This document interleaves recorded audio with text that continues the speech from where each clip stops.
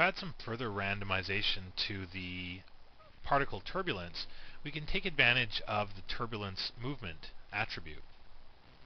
On the turbulence around value, you can see we have a turbulence center and a turbulence center movement.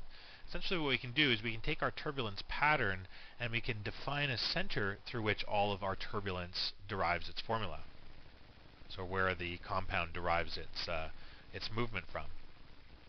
If I move that pivot, the turbulence field moves a little bit higher. We're basically shifting the height of the turbulence field. If I lower that turbulence back down,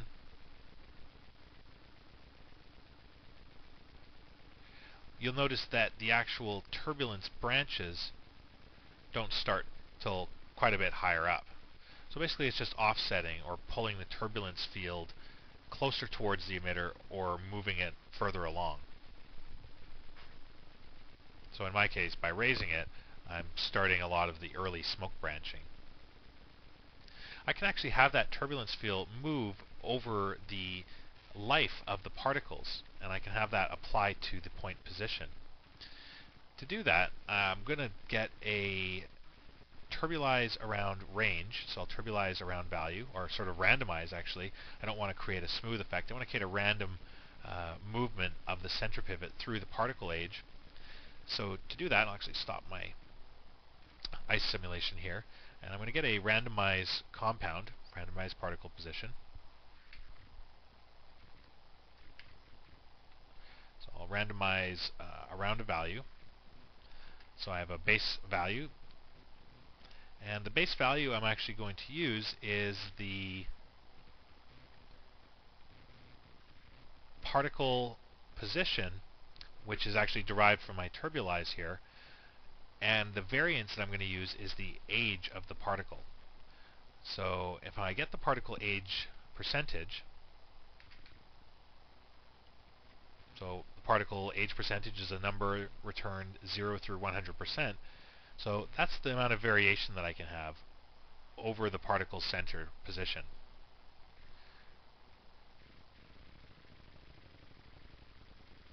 So you can see that you get a slightly spread look to the particles, so they're not quite so clumped together. Of course, with the particle age percentage, or the variance, you can of course multiply that by a scalar to have complete control over it. So if I increase the base value, I basically increase all of the separate fields, so we don't get any clumping at all.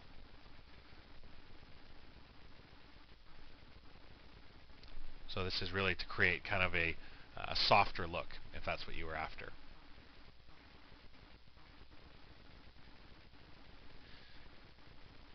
In our case here, I'm going to multiply this value by a scalar to be able to have finer control over my variance on the turbulence center.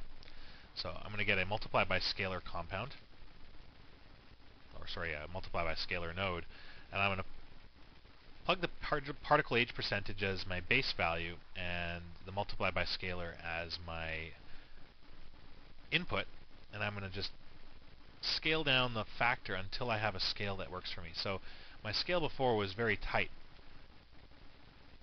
I didn't have enough spread to the particles, so now I can actually take that multiply node and scale those particles out a little more.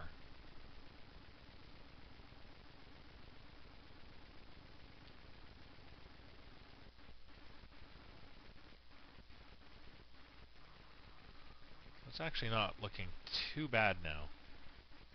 Maybe a little bit less.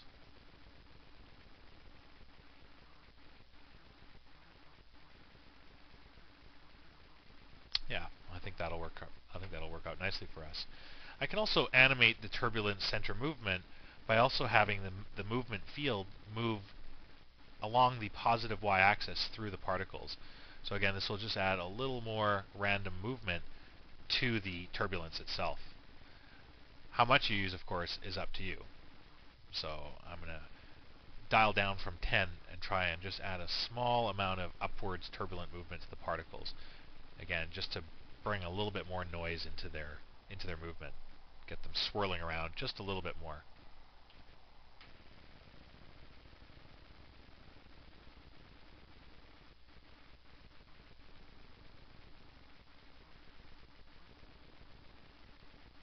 Alright, I think that'll work for the movement. Perhaps the last thing I can do is control the particle size as they age.